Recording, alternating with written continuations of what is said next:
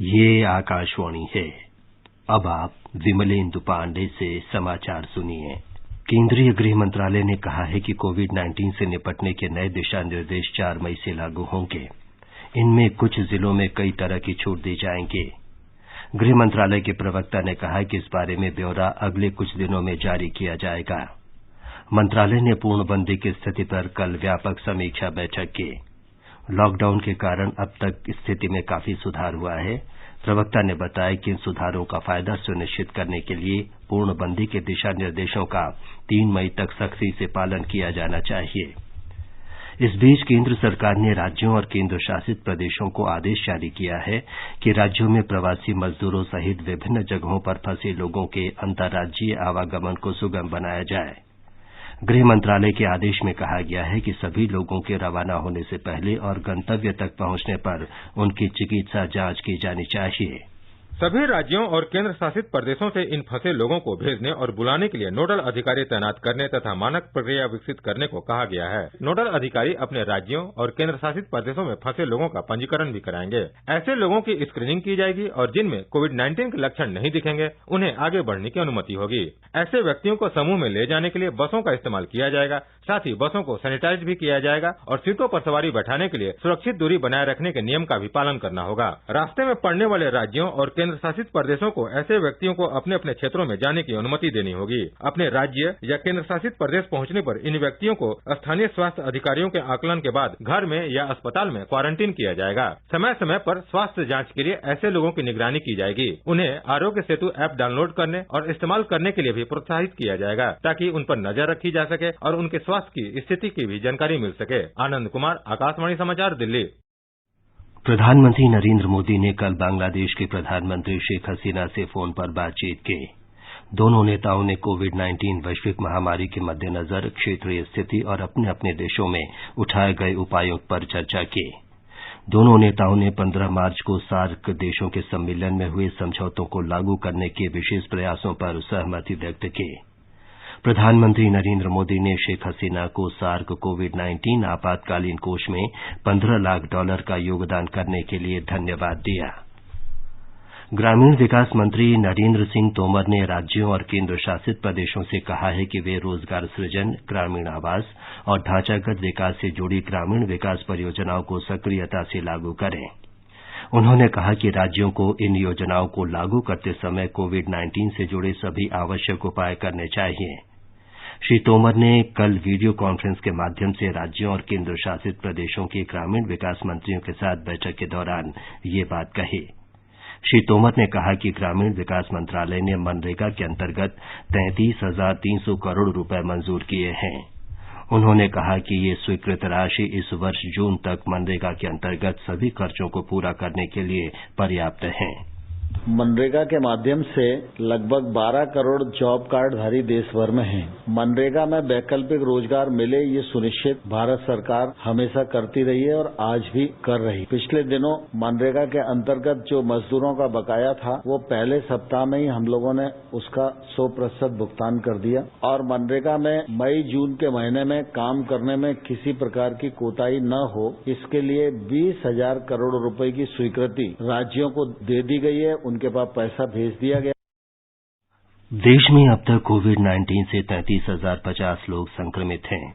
स्वास्थ्य मंत्रालय के अनुसार इनमें से 8,324 लोगों को उपचार के बाद छुट्टी दे दी गई है। इस वायरस से 1,074 लोगों की मौत हुई है। वर्तमान में 23,651 लोगों का इलाज चल रहा है। मध्य प्रदेश के करीब 20,000 प्रवासी श्रमिक अन्य राज्यों से लाए गए हैं। सभी की स्वास्थ्य जांच के बाद उन्हें अपने गृह जिले में भेज दिया गया है। मध्य प्रदेश के लगभग 1 लाख कामगार विभिन्न राज्यों में काम करते हैं। इनमें से कुछ लोग वापस लाए जा चुके हैं। ये समाचार आकाशवाणी से प्रसारित किए जा रहे हैं। विश्वविद्यालय अनुदान आयोग ने कोविड-19 महामारी और देशव्यापी पूर्णबंदी को देखते हुए विश्वविद्यालयों के लिए परीक्षा तथा शैक्षिक कैलेंडर के दिशा निर्देश जारी किए हैं।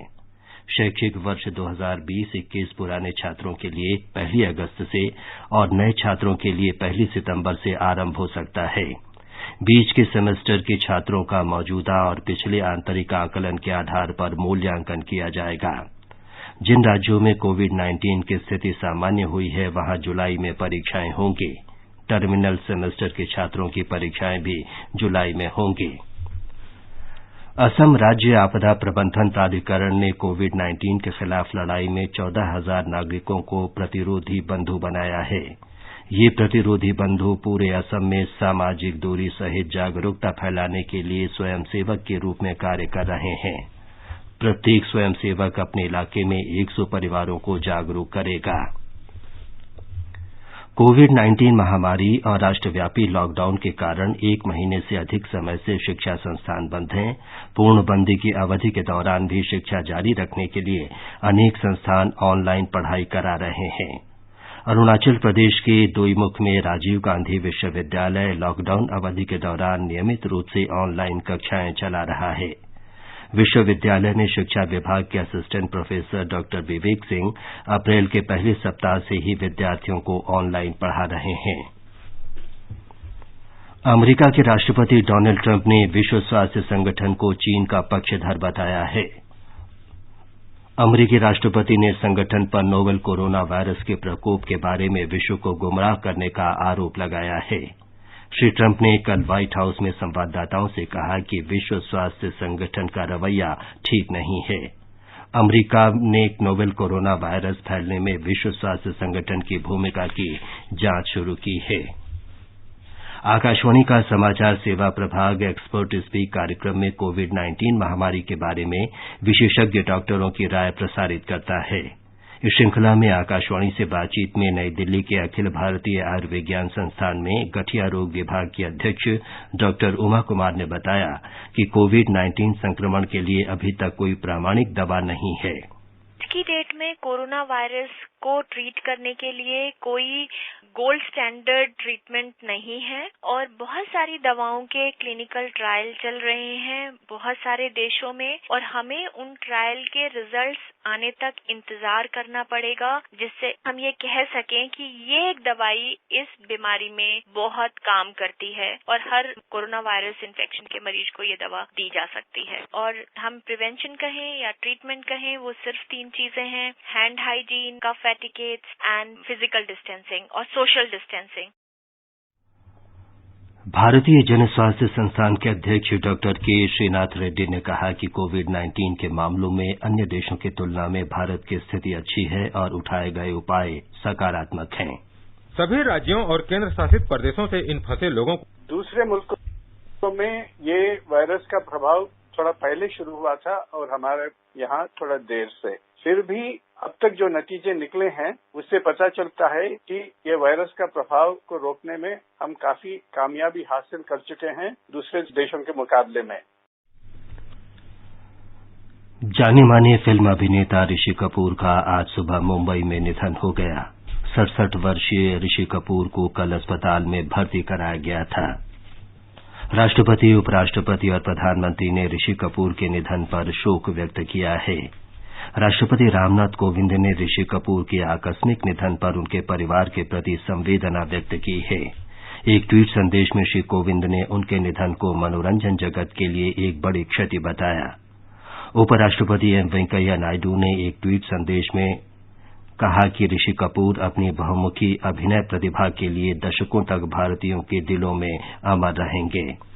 प्रधानमंत्री नरेंद्र मोदी ने कहा कि ऋषि कपूर बहुमुखी प्रतिभा के धनी, जीवंत और प्रिय इंसान थे। प्रधानमंत्री ने कहा कि ऋषि कपूर फिल्मों और भारत की प्रगति को लेकर उत्साही थे। श्री मोदी ने कहा कि वे सोशल मीडिया पर की गई ऋषि कपूर की बातचीत को हमेशा याद रखेंगे। सूचना और प्रसारण मंत्री प्रकाश जावड़ेकर ने एक ट्वीट संदेश में कहा कि ऋषि कपूर के अचानक निधन से उन्हें गहरा दुख हुआ है।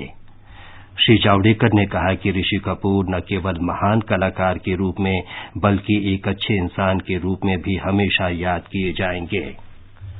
कांग्रेस नेता राहुल गांधी ने भी उनके निधन पर शोक व्यक्त करते हुए कहा है कि ऋषि कपूर को उनके प्रशंसक हमेशा याद रखेंगे।